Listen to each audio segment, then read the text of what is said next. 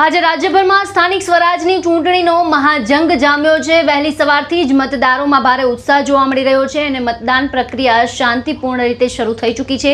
પરંતુ મહેસાણા જિલ્લામાં એક અનોખી સ્થિતિ સામે આવી છે। મહેસાણાના દેલા ગામના ગ્રામજનોએ મતદાનનો બહિષ્કાર યથાવત રાખ્યો છે। ગામને મનપાની હદમાંથી દૂર કરવાની લાંબા સમયથી માંગ ચાલી રહી હતી અને આ માંગ છે તેને લઈને ગ્રામજનોએ કડક નિર્ણય લીધો અને ગ્રામજનોનો આક્ષેપ છે કે તેમની માંગ પર કોઈ પ્રકારના પગલાં નથી લેવામાં આવ્યા, જેના કારણે તેઓએ લોકશાહી પ્રક્રિયા છે તેમાં ભાગ ન લેવાનો નિર્ણય કર્યો છે।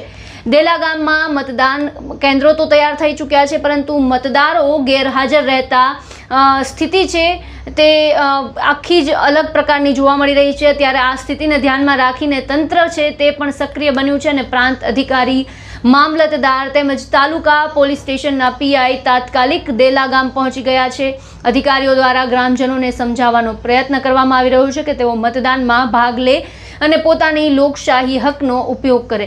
જો કે અત્યાર સુધી ગ્રામજનો પોતાનો નિર્ણય છે તેના પર અડગ જોવા મળી રહ્યા છે। તેઓ સ્પષ્ટ કહી ચૂક્યા છે કે જ્યાં સુધી તેમની માંગ પૂરી નહીં થાય ત્યાં સુધી તેઓ મતદાનથી દૂર રહેશે। દેલા ગ્રામજનો દ્વારા સરકાર સમક્ષ અમુક માગણીઓ મૂકવામાં આવેલી છે મહાનગરપાલિકાના વિષય રિલેટેડ। તેઓનો મુખ્ય વિષય એમને આગળ અરજીઓમાં પણ જણાવેલું છે।